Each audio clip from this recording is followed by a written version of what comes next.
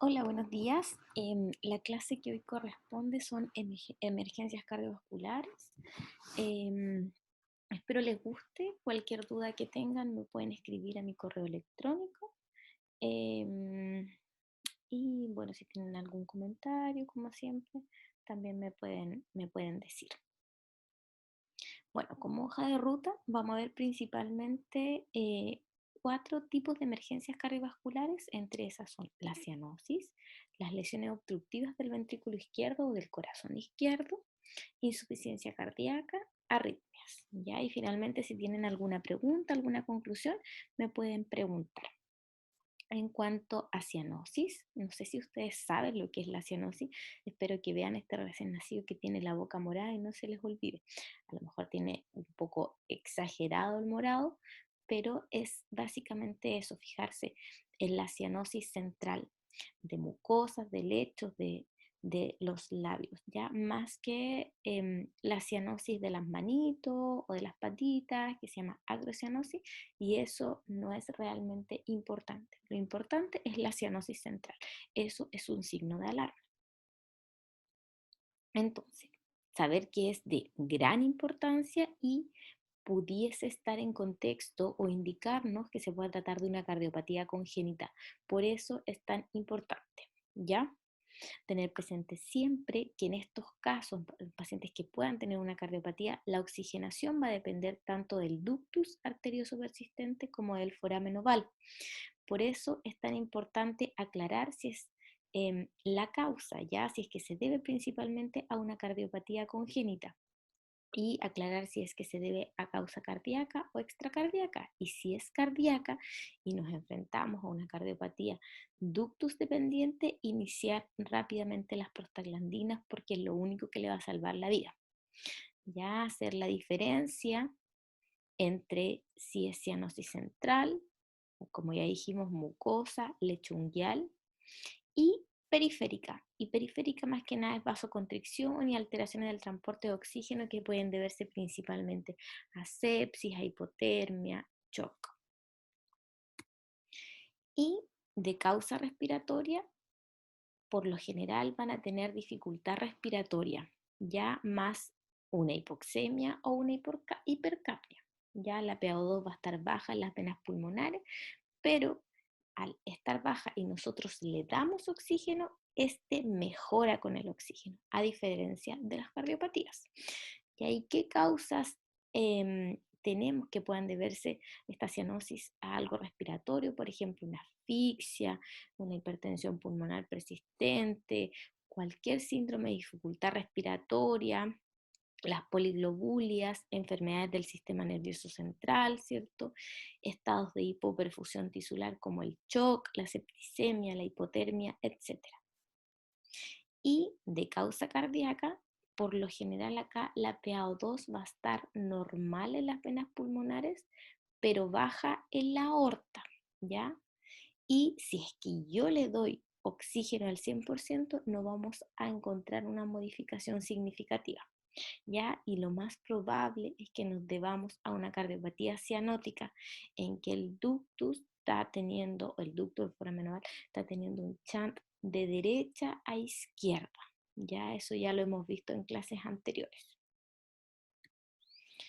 ¿Y cómo voy a determinar yo si es de causa respiratoria, por ejemplo, o de causa cardíaca? Si es de causa cardíaca, el examen físico por lo general no vamos a ver mucho. Ya la apariencia, por lo general, el niño se ve en buenas condiciones hasta que no se les vaya cerrando el ductus. Si es una cardiopatía ductus dependiente y se les cierra el ductus porque no nos dimos cuenta de que tenga una cardiopatía, ese niño se puede morir, ¿ya? O sea, si se le cierra el ductus y no nos dimos cuenta y no alcanzó a llegar a un centro en que se pueda operar de urgencia, lo más probable es que se muera.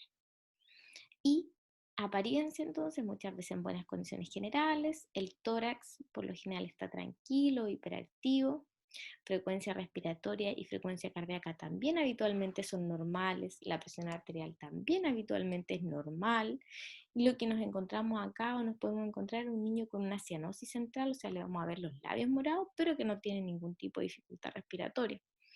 Y los pulsos periféricos por lo general también pueden estar normales, en el hígado puede estar normal o podemos encontrar hepatomegalia, pero en estados ya que son más avanzados, en que el paciente ya está desencadenando una insuficiencia cardíaca, por ejemplo. Y el corazón, la actividad precordial por lo general está normal o puede estar un poco aumentada. Tenemos que escuchar el corazón, el ritmo del corazón, podemos encontrar un ritmo de galope, por ejemplo, cuando ya tenemos insuficiencia cardíaca, y lo otro que es importante, ver la ubicación del choque de la punta, ver si es que realmente está en la posición correcta o está desviado a la derecha o hacia atrás, etc. Y lo otro muy importante es la presencia de soplos. Tener presente siempre que la ausencia, o sea, si nosotros no escuchamos un soplo, pero vemos la guagua que realmente está cianótica, no podemos descartar de que realmente no se trate de un origen cardíaco, ¿ya? Y en segundo, ruido que en algunas cardiopatías puede estar más intensificado o puede ser único. Y en cuanto al estudio, muy importante pedir una radiografía de tórax para ver dónde está ubicado el corazón, cuál es el tamaño, tiene cardiomegalia, tiene alguna forma, como dice acá, morfología de la silueta cardíaca, tiene alguna forma importante. Hay algunas cardiopatías que uno dice tiene imagen de un mono de nieve o de un zapato sueco, etcétera. ¿Ya? Y lo otro, ver la circulación pulmonar. ¿Hay congestión pulmonar? No, eso es para el estudio, ¿ya? Lo otro importante es un electrocardiograma para ver la actividad eléctrica del corazón y fundamentalmente el ecocardiograma. Ya no podemos dejar de ser el único cardiograma a un recién nacido con cianosis. Y de esta manera podemos ver si es que tiene alguna patología estructural, alguna patología funcional o si realmente no tiene nada, ¿ya? También como importante en el estudio, hay veces que se realiza cateterismo cardíaco, ¿ya? El cateterismo cardíaco puede ser diagnóstico, nos puede indicar cierta, no sé, em, drenaje venoso anómalo, por ejemplo, etcétera. Y a veces que puede ser también intervencional para como medida de rescate, por ejemplo, en un paciente que tenga una transposición de grande arteria y que el ducto se esté cerrando, hay que hacerle, o el foramen oval está muy chico, nosotros deberíamos hacerle un Rachkin, que es uno coloca una guía, ¿cierto? Por la vena umbilical, por una vena femoral, etcétera, llega hasta el corazón y tiene que, perdón la palabra, pero es rajar como el septum interauricular, romperlo para poder aumentar el diámetro del foramen oval y hacer como una CIA. De esta manera vamos a mantener el flujo y poder generar mezclas y mantener al paciente vivo, ¿ya? Pero esto es de rescate, ¿ya? Hasta que se opere. También muy importante hoy en día la resonancia, la angiotac, para ver la posición de los vasos, por ejemplo, la forma, etcétera. No siempre se hace de rutina, pero muchas veces puede ser muy importante hacerlos, sobre todo cuando tenemos dudas del diagnóstico. ¿Y qué conductas generales vamos a tener acá en estos pacientes? Primero, siempre intentar tener la mayor precisión diagnóstica, saber qué realmente es lo que tiene. Después, mantener un buen ambiente térmico neutral, de esta manera vamos a disminuir los requerimientos de oxígeno. Lo otro es mantener hematocritos sobre 45%, porque de esta manera nos va a ayudar a mantener el máximo transporte de oxígeno. Lo otro es siempre cuidar la cantidad de líquidos que le damos. Tratar siempre de mantenerlo un poco restringido, evitando sí la sobrehidratación y la deshidratación, ya que nos alcance para dar la cantidad de calorías necesarias para poder hacer crecer a este recién nacido, etcétera, y suplir como todas las demandas metabólicas del organismo. Y lo otro es que mantener las saturaciones de oxígeno entre 75 y 85%. Y así en algunas cardiopatías que son ductus dependientes, por ejemplo, no deberíamos mostrarle mucho oxígeno o darle mucho oxígeno porque tenemos más riesgo, que lo vamos a ver en algunas patologías, más riesgo que beneficio. Y También tratar de evitar alteraciones metabólicas, ¿cierto? Como la acidosis, las hipoglicemias, hipocalcemia, etcétera. Y en pacientes que tengan alguna insuficiencia respiratoria o que comenzaron a hacer apneas, por ejemplo, apneas que pueden ser propias de la cardiopatía o porque le tuvimos que colocar prostaglandina, que como ya hemos visto en otras clases, una de las complicaciones de las prostaglandinas son las apneas. Allá habría que conectar la ventilación mecánica. Y siempre que estemos sospechando una cardiopatía congénita, aunque no tengamos precisado el diagnóstico, iniciar prostaglandinas, muy importante. Después, si ya no es una cardiopatía dependiente, se lo suspendemos, pero si no lo sabemos y tenemos que trasladar, por ejemplo, a este paciente, mejor siempre iniciarlas. Ya mantener una monitorización estricta cardiorrespiratoria de frecuencia cardíaca, frecuencia respiratoria, mantener el electrocardiograma, ¿cierto? Presión arterial, saturación de oxígeno. Y siempre estos pacientes tienen que ser atendidos en centros terciarios, ya en una UCI neonatal. Y después trasladarlo a sus centros donde se puedan operar. Eso con respecto a la cianosis. Si tienen alguna pregunta, alguna consulta, me escriben al correo. ¿Ya? El segundo gran grupo de patologías de emergencias cardiovasculares son las lesiones obstructivas del lado izquierdo del corazón. A esto me refiero, por ejemplo, a una coartación aórtica o una atresia, etc. ¿Ya? Y tener presente siempre que estos pacientes se manifiestan de manera brusca y progresiva, y de esta manera puede llegar a un shock cardiogénico. Después, severo compromiso del gasto cardíaco del ventrículo izquierdo. Mantener un ductus abierto, ¿cierto? Es de vital importancia con las prostaglandinas y en este caso, el ventrículo izquierdo puede ser incapaz de mantener los débitos sistémicos. Es por esto que debemos ponerle prostaglandinas. Después, como manejo inicial, conducta general, tenemos que hacer siempre el ABC básico, ¿cierto? De la reanimación cardiovascular, mantener una buena vía aérea permeable, etc. ¿Ya? Todo el ABC. Después, prostaglandinas, inicio inmediato si es que estamos sospechando una cardiopatía, ¿cierto? Y de esta manera, y siempre es más importante favorecer la circulación sistémica y dejar un poco menos a la circulación pulmonar. Ya de esta manera vamos a prevenir la hipoperfusión sistémica e hiperflujo pulmonar. Ya no encharcamos al pulmón y mantenemos un buen débito sistémico. Factores que modifican la resistencia vascular pulmonar, tenemos el oxígeno, ¿cierto? La ventilación, la acidosis, el hematocrito, la resistencia vascular sistémica y la droga vasoactiva. Sabemos que el oxígeno es un potente vasodilatador pulmonar, disminuye la resistencia vascular pulmonar y aumenta el flujo pulmonar. ¿Ya? Y eso puede llevar a un deterioro hemodinámico. Es por eso que les decía delante que había que mantener saturaciones entre 75 y 80, porque si les subo mucho el oxígeno, voy a disminuir tanto la resistencia vascular pulmonar que todo el flujo se me va a querer ir hacia el territorio pulmonar. Ya, ventilación para poder impedir la hiperventilación. Nosotros necesitamos mantener CO2 entre 40 y 50. Idealmente hay veces que el paciente tiene que estar sedado porque es tan polimneico que eso va a hacer que barra más CO2. Entonces por eso hay que sedar a los pacientes. Ya disminuir la frecuencia respiratoria, disminuir el PIM, disminuir el PEP, la CO2, etc. Son maneras como de mantener una buena ventilación. Y también las acidosis tolerables con pHs bajos, ¿cierto? Más o menos entre 7,3 y 7,35. Mantener un buen hematocrito mayor a 45, entre 45 y 50, ¿cierto?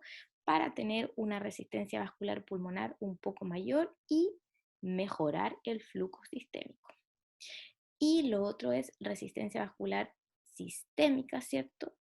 Que la idea es que esté un poco disminuida, y esto lo podemos hacer con vasodilatadores sistémicos. Y lo otro que podemos usar son drogas vasoactivas inotrópicos. y eso de esta manera apoyar a la función sistólica del ventrículo derecho. Eso con las lesiones cardíacas del corazón izquierdo. Ahora vamos a hablar de la insuficiencia cardíaca. Entonces, ¿qué es la insuficiencia cardíaca? Es la incapacidad del corazón de poder responder a los requerimientos de nuestro organismo, ya requerimientos metabólicos del organismo. ¿Y cómo se puede manifestar? Básicamente por congestión venosa pulmonar y o sistémica, ya, y además la existencia de mecanismos adaptativos.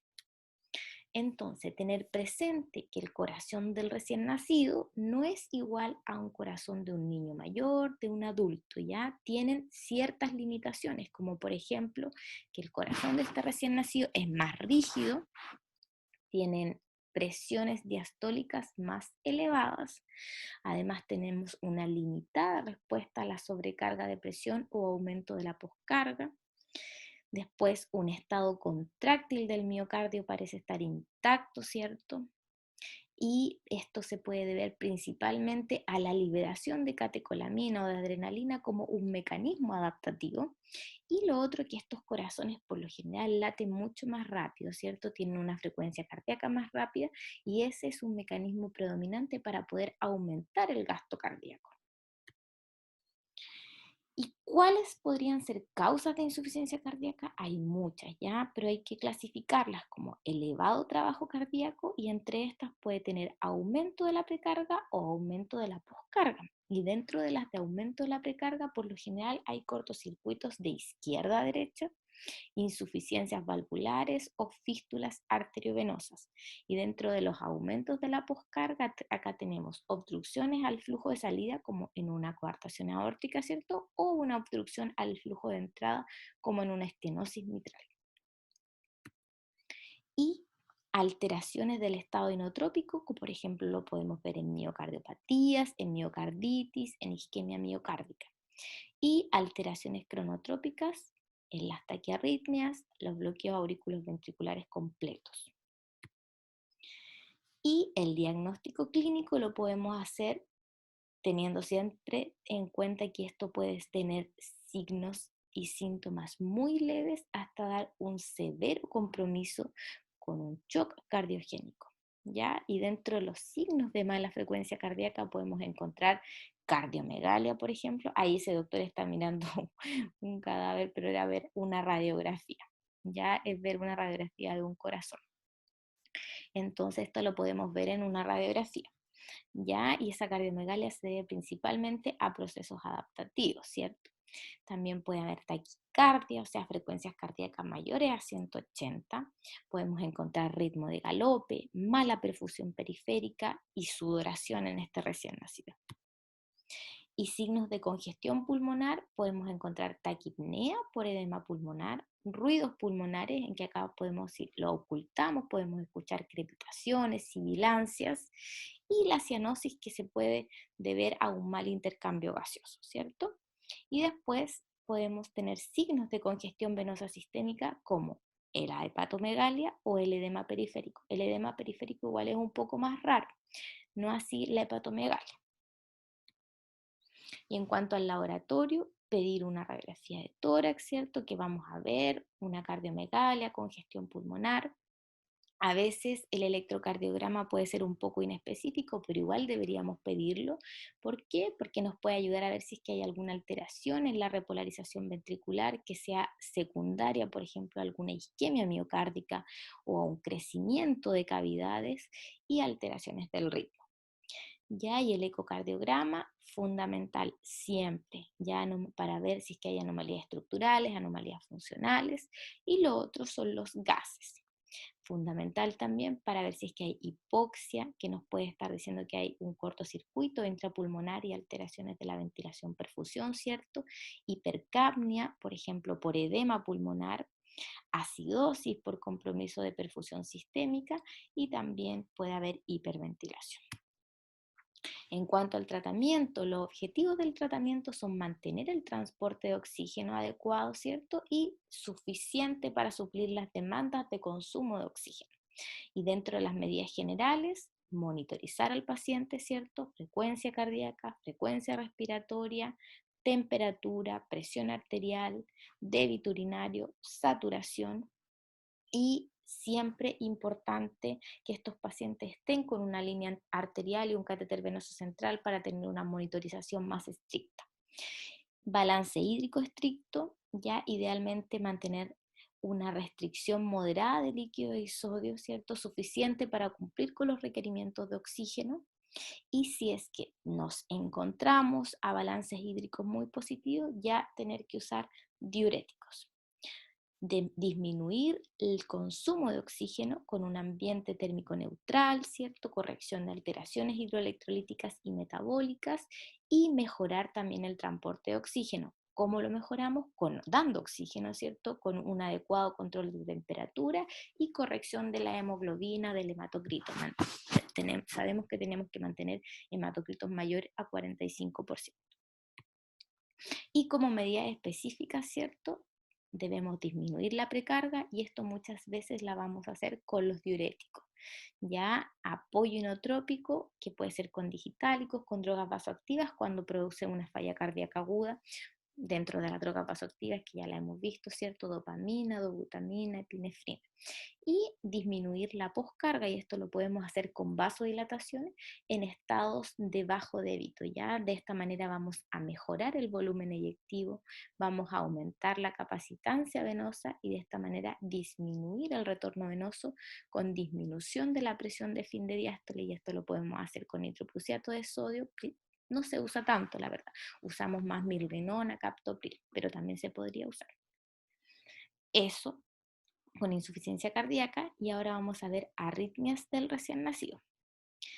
Sabemos que el corazón del recién nacido late más rápido, ¿cierto? Eso es sabido. Estructural y funcionalmente siempre es más inmaduro, así que cualquier cambio significativo de la frecuencia cardíaca puede generar una disminución drástica del gasto cardíaco.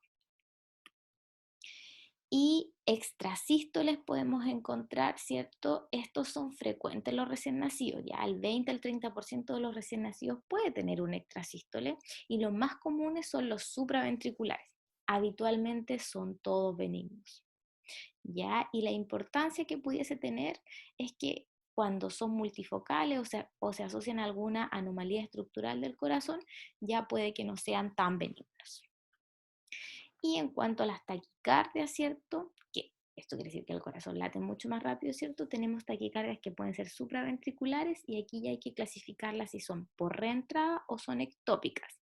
Y por reentrada, lo que las caracteriza es que tienen un inicio y un término brusco y estas responden a la cardioversión eléctrica, a la adenosina, que es un antiarrítmico, ¿ya?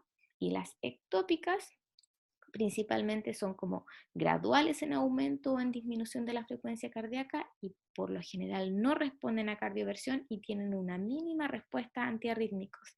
Es por esto que estas son más graves y pueden generar una descompensación si es que se hacen más prolongadas. Y el tratamiento, ¿cierto? En las que tenemos por reentrada, en pacientes que están choqueados, que tienen un shock cardiogénico, aquí hay que hacer cardioversión eléctrica. Puede intentarse maniobras vagales o adenosinas si es que tenemos una vía endovenosa que sea lo más cercano al corazón y que podamos pasarle rápido a la adenosina, pero probablemente tengamos que llegar a cardioversión eléctrica.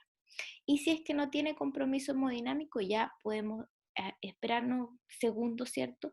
Y podemos hacer maniobras vagales, dar la oportunidad a la adenosina que va a bloquear el nódulo auriculoventricular, ¿cierto? Esto es muy breve, se demora más o menos 7 a 10 segundos y después va a producir una bradicardia sinusal. ¿Ya? Monitoreo electrocardiográfico, ¿cierto? Después de dar la adenosina, ¿por qué? Porque puede provocar bradicardia. Y si no responde a la adenosina, hacer ya cardioversión eléctrica o usar otro antiarrítmico como la digoxina.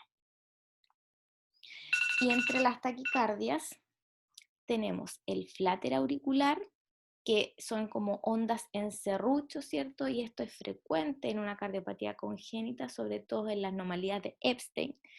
Y también dependiendo si es que tiene compromiso hemodinámico o si está estable, es el tratamiento. Si tiene compromiso hemodinámico, cardioversión eléctrica, pero si está estable hemodinámicamente, usar antiarrítmicos como la digoxina, la procainamida, la amiodarona.